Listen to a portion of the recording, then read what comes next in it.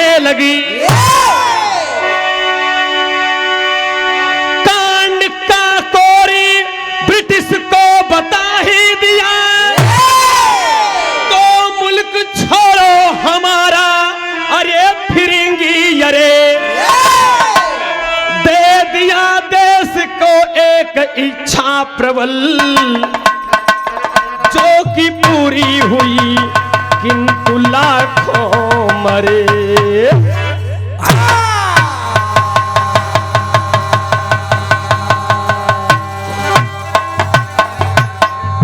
अध्यक्ष जी, वीर रस गरमाहट के कराही जैसे गरम हो तो उतरी जा नीचे। गवैया चार ठिरहा और चारों को मंच बराबर ला गए और चलो दे परपरहाट अब नीचे वो से बोल रहे ठंडा आएगी लगा ऊपर। कोई दिक्कत नहीं दोस्त, जो कुछ है टूटी फूटी कोई अभिमान की बात नहीं है, जितना जने है इतना पर्याप्त है। आप मार देवता है, आप सबका आशीर्वाद चाहिए दोस्त। कनो कवाली लगावा इतनी वीर भाव में लगा गुरु चला।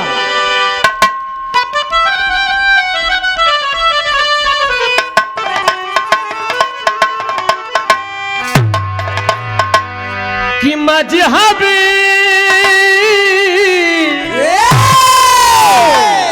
अरे मजहब दोनों एक हैं। अध्यक्ष जी बस बदला करीना हरे हरे।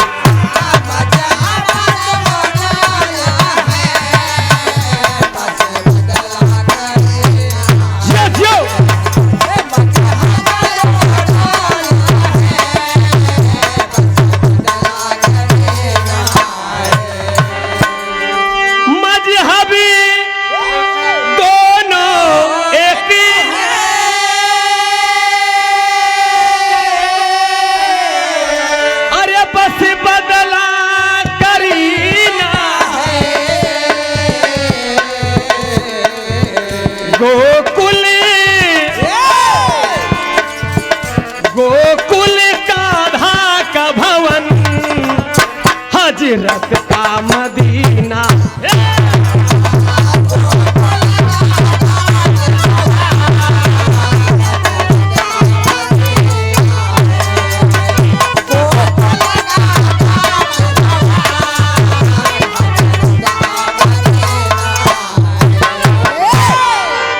कवाली का नमूना है आकाश बाबू, तनी एक बढ़ के बजाई के बाद वीरता का पराक्रम और परिचय दिखावे के बाद ध्यान देंगे दोस्त, बढ़ा के चला।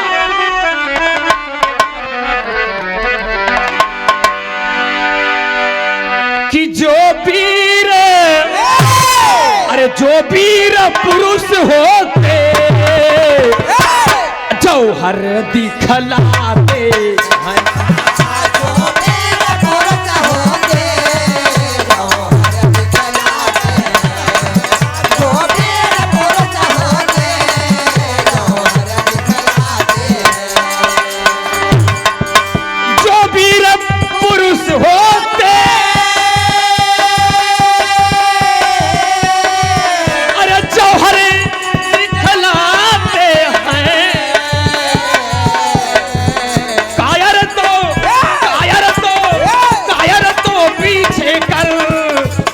मर जाते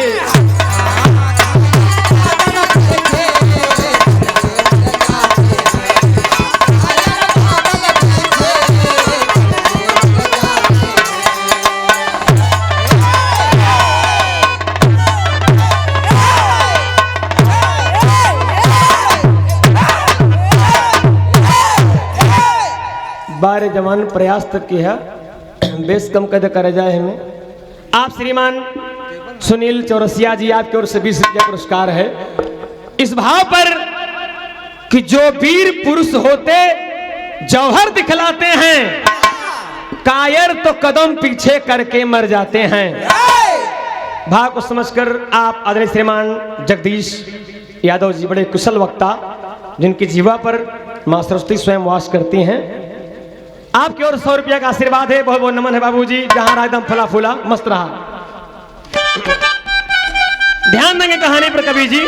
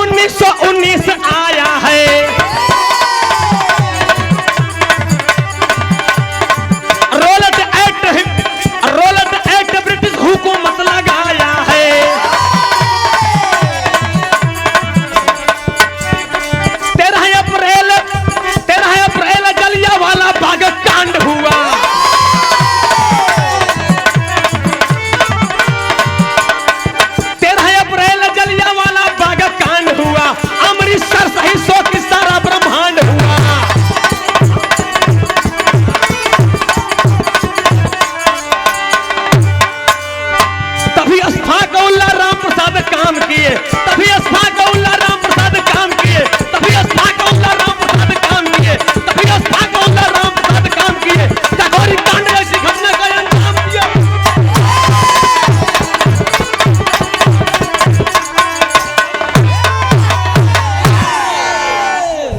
तभी अस्थाकौल्ला राम प्रसाद काम किए, काकोरी कांड जैसी घटना का अंजाम दिए। अब हमरे इलाहाबाद में लगा आवाज ठंडवाई दे जबरदस्ती गावत है।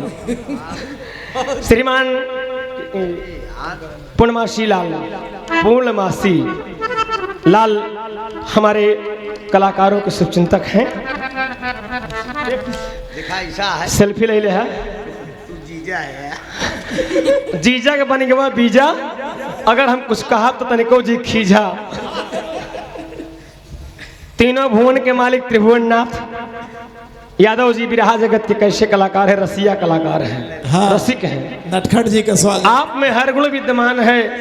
आप जैसे महान भाव का आशीर्वाद छोटे से कलाकार जंगबली यादव को मिल जाए तो मेरा अहोभाग्य है, मैं बड़भागी हूँ बाबूजी। सुंदर पुष्पमालाओं से आपने सजोया और बहुत नया पुरस्कार दिया। अभिनंदन, स्वागत, बंदन। समय कम बंधक में गावे और भैया एक माला दिला हमारे कर जयमाले हो जाए। माल धो रिश्ते में मेरे छोटके भाई सार हैं जना हमारे है। हमारी बगली ससुराल कर रही, बहुत दिन कहे तुम्हार सार है, ऐसा पलटी मारे कि तगड़ा सार बनी गए हमारे। बहुत बहुत धन्यवाद ये भाई रोहित सुहाना जी, रोहित सरोज जी बड़े अच्छे कलाकार हैं आपके क्षेत्र के और आवाज के धनी हैं। इनका हाफिज चंचल समझा और अपने रोहित सुहाना भैया ये हमारे क्षेत्र के हीरा हैं। आशीर्वाद बा ले बगली वाले का आशीर्वाद दे दिया। हम मंत्र लगा है विरह में करी का करी। बहुत बहुत धन्यवाद कहना। हास्य रस गाई दे जंगबली, हास्य रस, करुण रस, श्रृंगार रस, कोई भी रस हो, रसों के रस खान आप सबका आशीर्वाद रहे। हमारे माननीय अध्यक्ष जी की ओर से 200 रुपया का आशीर्वाद, कोटि कोटि नमन बंदन अभिनंदन बाबूजी। अध्यक्ष जी बड़ा उदार पवित्र कह दोस्त ये हमका परखा में 9 साल लगाई दे हम गौबे गावत है। हम कहा ही नहीं और शोभनाथ के भयने है टेंट हाउस गेस्ट हाउस का ममई है का बाबा कन चला अवसर देव, लेकिन आपने अवसर दिया। मैं आपका आभारी हूँ कि आपने तमाम महफिल में तमाम लोग आए हुए संभ्रांत नागरिकों को मेरा परिचय करवा दिया। मैं कोटिक नमन करता हूँ, आजीवन आपका ऋणी हूँ। जंगबली यादव एंड पार्टी प्रयागराज, संस्कृति विभाग उत्तर प्रदेश। चला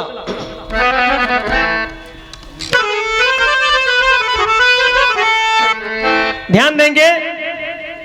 अभी प्रमोद भाई गीत गाए, चंद्रशेखर आजाद जी क्यों भाग रहे थे उसका कारण मैं बताने चल रहा हूँ दोस्त। ओके कारण आप सब सुना। देश मेरा गुलाम था, ब्रिटिश हुकूमत के अंतर्गत मेरी वसुधा करा रही थी बाबूजी। और उस समय 21 मार्च सन 1919 को ब्रिटिश ने एक रॉलेट एक्ट लाया, एक धारा लाया, एक अधिनियम जिसके अंतर्गत कहीं भी कोई भी हिंदुस्तान के लोग 10-5 की संख्या में नहीं इकट्ठे हो सकते। अगर इकट्ठे होते हैं मार दो फौरन गोली से। यही फरमान किए हैं मेरे डायर, मेरे जनरल, हिंदुस्तान की रोटी नमक खाने वाले गद्दार। इस बात को सुनकर मेरे देश के जवानों को खून खौल गया। और जलियांवाला बाग कांड 13 अप्रैल सन 1919 को रखा गया बाबूजी, जिसमें जनरल डायर ने गोली चलवा दिया। मेरे तमाम जवान क्रांतिकारी वीर देश के लिए, माँ बच्चे बूढ़े सब मर गए बाबूजी। हिंदुस्तान के धरती एकदम रक्त रंजित हो गई। और जब रक्त रंजित हो गई तो हमारे जवान चंद्रशेखर आजाद, अशफाकुल्ला खां, राजेंद्र जी लहरी, तमाम मेरे जवानों ने इकट्ठा होकर के HRA हिंदुस्तान रिपब्लिकन एसोसिएशन का एक अधिनियम बनाया। कहा संस्था बनाएंगे, हम एक रहेंगे और देश के लड़ेंगे, देश के लिए लड़ेंगे, अंग्रेजों से लड़ेंगे बाबूजी। कहन करबा का तोहरे पास का बा, कैसे लड़बा बा का तोहरे पास? चंद्रशेखर आजाद जी कहते हैं, चंद्रशेखर आजाद तिवारी जी कहते हैं, मंजू मिश्रा जी देखा तोहरों पाठ आई गई, देश के लिए एक एक जात, एक एक धर्म, गरीब हो या अमीर हो, कोने कोने से लोगों ने अपने प्राणों की आहुति दिया है। चंद्रशेखर आजाद तिवारी जी ने कहा कि हम लूट करेंगे, चोरी करेंगे, लेकिन अपने हिंदुस्तान के खजाना को नहीं जाने देंगे। अरे जो अंग्रेजी हुकूमत मेरे खून पसीने से बनाई हुई दौलत को लूट कर जा रहे हैं, मैं नहीं लूटने दूंगा, नहीं नहीं। एक लाइन तर्ज लग गई चच्चा वाली,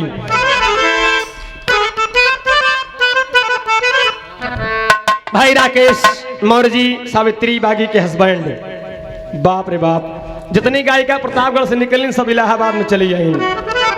सपना पाल बिया हो गई इलाहाबाद में, सावित्री बागी नौक बिया हो गई हमारे इलाहाबाद में, ढेर आवे वाली है बहुत जल्दी यही।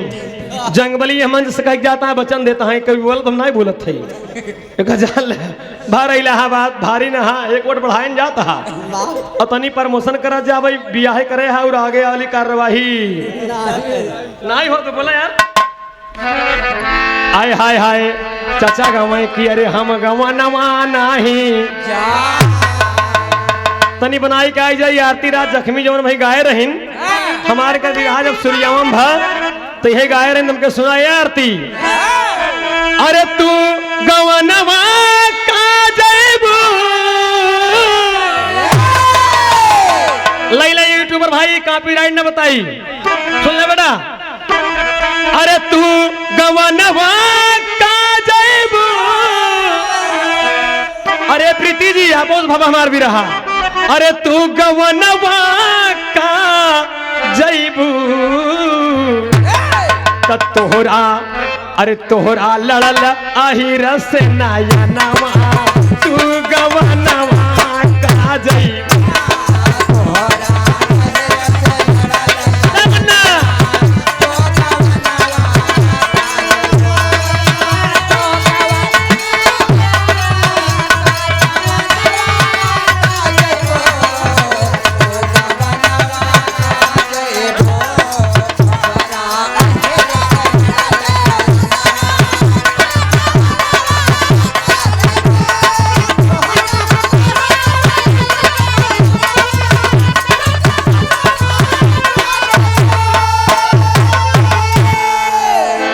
इतर जे का कहा थी बिरहा। आप आदरणीय श्रीमान हम सबके कलाकारों के हृदय के गार्जियन श्रीमान ई मन्नू देखे हम गावत करताल बजावत हम कहा जंगबली ने सिखबे न तो कैसे लड़बे। मंजू गुरु मंजू मन्नू जी आए मार करताल ऐसे ऐसे मार भाजन इन कहें जी पकड़ गया होता हमका ओठ पकड़ गाय दे हम घबराए जी मन्नू हम मिल गए बस के बोले दोस्त कोई बात नहीं। अभी विजयलाल जी बड़ा चैलेंज बोले हमने स्वीकार किया है, हम कवि जी का हम आभारी है या जीवन ऋणी है, इतना बड़ा मंच सबका दे हम छोटा कलाकार के बहुत बहुत धन्यवाद। कहीं निकाल सके समय कम नहीं आप सब बड़े हैं और हम तो मुसीबत से लड़े हैं। 200 रुपया पुरस्कार स्वागत बंदन अभिनंदन दोस्त का कही तमाम दिल की बात बात का टाइम देखे रहे बेटवा घबराए नहीं पावे क्या कहना है एकदम एकदम वीर भाव में आ जा गुरु चला।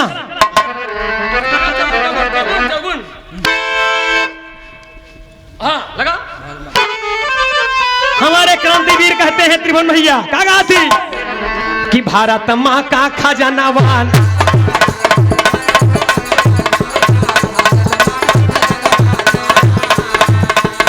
भारत माँ का खजानावाना भारत माँ का खजानावाना तो कैसे लई गई है दुश्मनवा कैसे लई गई है दुश्मनवा भारत माँ का खजानावाना।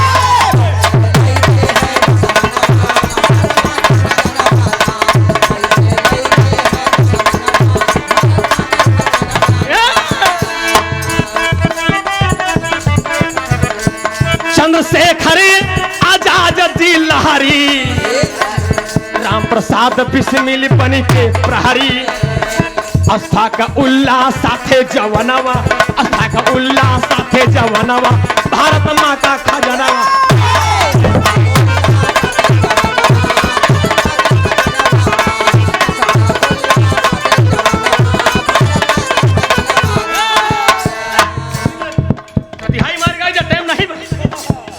का भैया तैयारी कर लिए। हेलो कहा देश के खजाने को नहीं ले जाने देंगे, हम लूट लेंगे। यही किए बाबूजी और तर्ज बदल के गुरु लगाई था।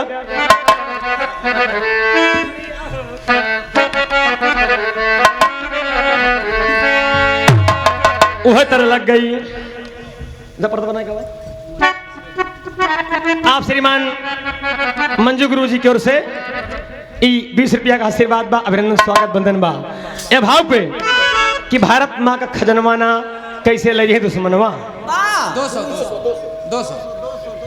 अच्छा ये 800 कम 1000 200 रुपया का आशीर्वाद 200 रुपया 200 रुपए। धन्यवाद गुरु, प्रणाम बा आपके कहना बा। जब देश के नौजवानों ने संकल्प लिया एक लाइन तर लगे गुरु लगाओ तक है नहीं।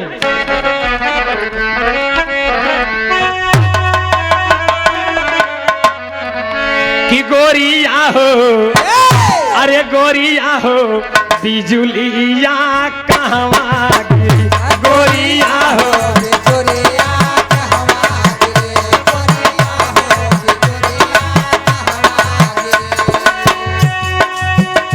रस छलकत गोरिया।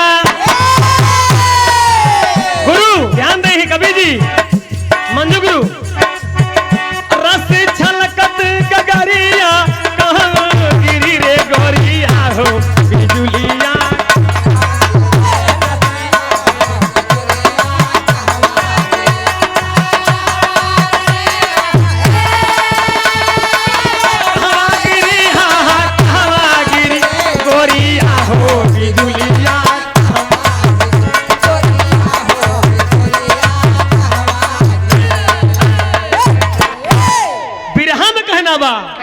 कि क्रांतिकारी अरे क्रांतिकारी खेल ही खेल खतरा से, क्रांतिकारी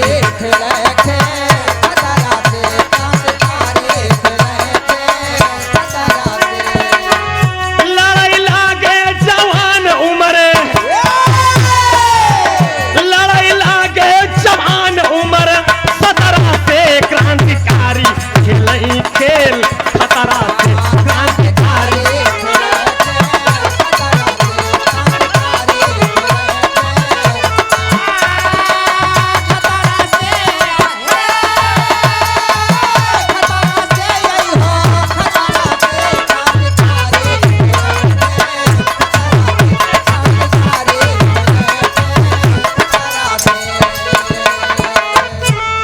दस क्रांतिकारी मिलके अरे योजना बनाए, देश हित का भार अपने मूड़े पे उठाए।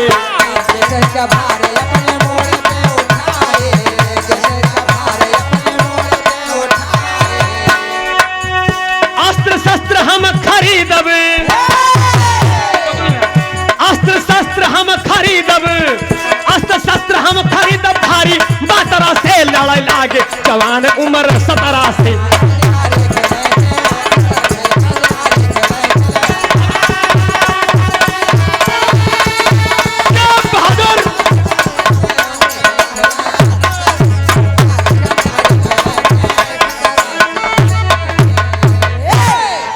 अस्त्र शस्त्र हम खरीदब भारी मात्रा से, लड़ाई लागे जवान उम्र 17 से। बिरहा जगत में ड्योढ़ी का भाव लगा तेरी चला। अरे जीवन संघर्ष का आदि हो गया, बचे का बदोश क्या बचा है। मेरे जवानों ने सौगंध ले लिया, हाँ अपने देश की मिट्टी की सौगंध है, मैं इसे अंग्रेजों की गुलामी से उसकी हुकूमत से आजाद दिलाऊंगा। नए नए लड़के हैं, नए नए उम्र के हैं, 10 जवान चल रहे बाबूजी, करते क्या हैं। अरे जीवन संघर्ष का आदि हो गया, सितम सह सके शेरना, अरे सितम सह सके शेरना, जिगर हुआ फौलादी, अरे फौलादी, अरे फौलादी।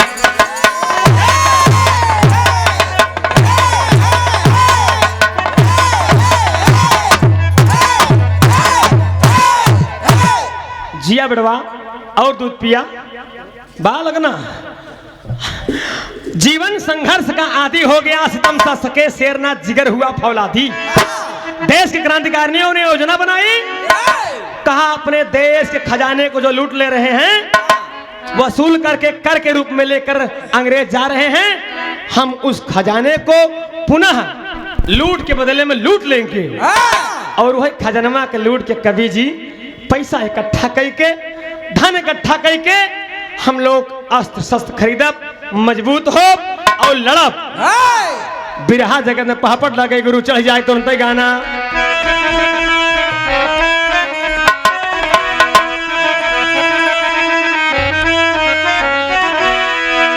कहे चढ़े ट्रेन पे अरे लूटई बरे रुपया आज का कोरी में, तो चढ़े ट्रेन पे लूटई बरे कहे रुपया आज का कोरी में। और राम प्रसाद बिस्मिल जी की अगुवैया आज का कोरी में, राम प्रसाद बिस्मिल जी की।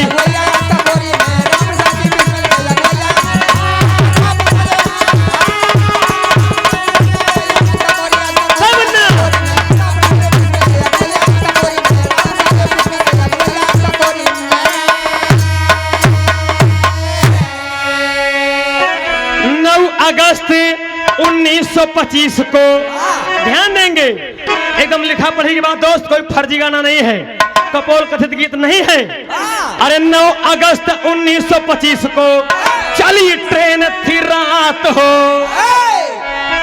10 क्रांतिकारी बैठ गए हैं, शाहजहांपुर लगा के घात हो। कहे चैन पुलिंग कर रोकब, अरे चैन पुलिंग कर रोकब रेल की पहिया आज का कोरी में। तो अंग्रेजन से होई है भले लड़ाई आज का कोरी में, अंग्रेजन से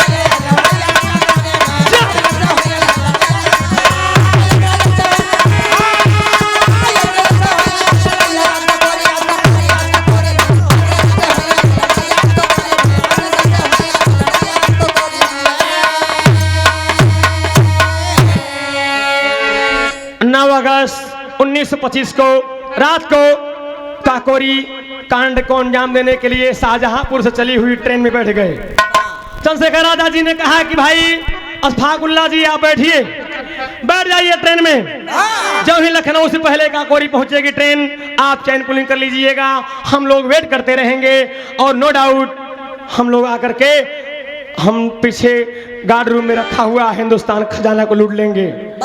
जो ही ऐसा किए और हमारे क्रांतिवीर वीर अगल बगल छिपे हुए थे, मेरे क्रांतिवीर आसपास छिपे हुए थे और काकोरी में रुकी हुई ट्रेन पर चढ़ गए।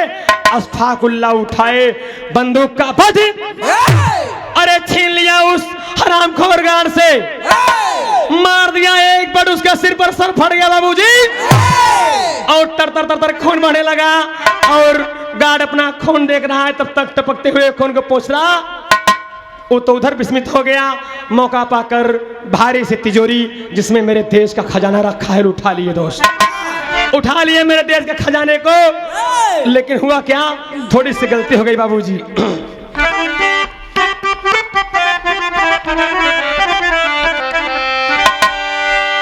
कहे बीरवन कहे रही लागी गोर की फौजिया, लेकिन मुखबिरी के कारण वीर गईल पकड़ा।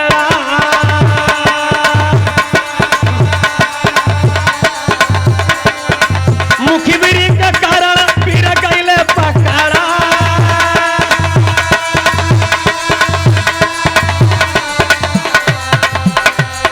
कोई साल अदालत में चला है मुकदमा,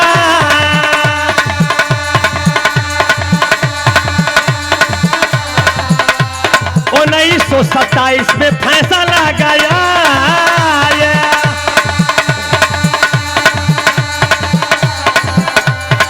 अगस्त वाली दुखदाई उहरतिया, देशवा के लोग रोवै आंसुआ बहाया।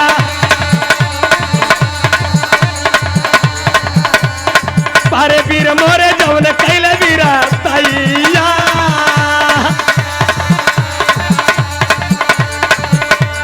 बारी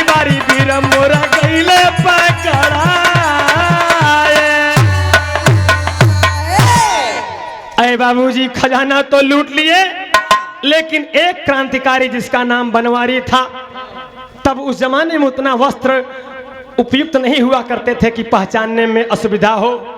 केहू केहू पास एक लुंगी, एक रुमाल, एक शर्ट रहा है, तो बनवारी की चरखाने वाली लुंगी छूट गई थी। उसी से शिनाख्त पाकर अंग्रेजों ने अनुमान लगाया कि हो सकते हैं अभियुक्ति उसी दल के रहे हों, बनवारी को उठा लिए। उनके माध्यम से सब पता लग गया। और कुछ गद्दार, देश के गद्दार, जिनके रग में अनावश्यक खून दौड़ रहा है, मेरे सिपाहियों को इंगित कर दिए और मेरे देश के सिपाही बारी बारी से पकड़े गए बाबूजी। और 16 अगस्त समय समाप्त। I am very very sorry sir, मेरे देश के जवान बारी बारी से फांसी पर झूल गए, फांसी पर झूल गए। डेट नहीं बता पाऊंगा, I have no time, I am sorry sir. फांसी पर झूल गए और ये कहा करके मैं देश के लिए मर मिटूंगा। चंद्रशेखर आजाद भागने में सफल रहे, जो 1931 में अल्फ्रेड पार्क में मारे गए। और बमतुल बुखारा जिसकी पिस्तौल थी, अपने से गोली मार करके मर गए थे, घेर लिए थे अंग्रेजों ने। और उस पार्क का नाम बदलकर चंद्रशेखर आजाद पार्क रखा गया, जो इस विद्यालय का नाम है। आखिरी कहना है, खड़ी जा जा जा, बुदुल पंधारी हर सुदादा, धन्य है भारत माता। अरे जंग बली यादव आपके, अरे सम्मुख क्रांति गीत को गाता हो।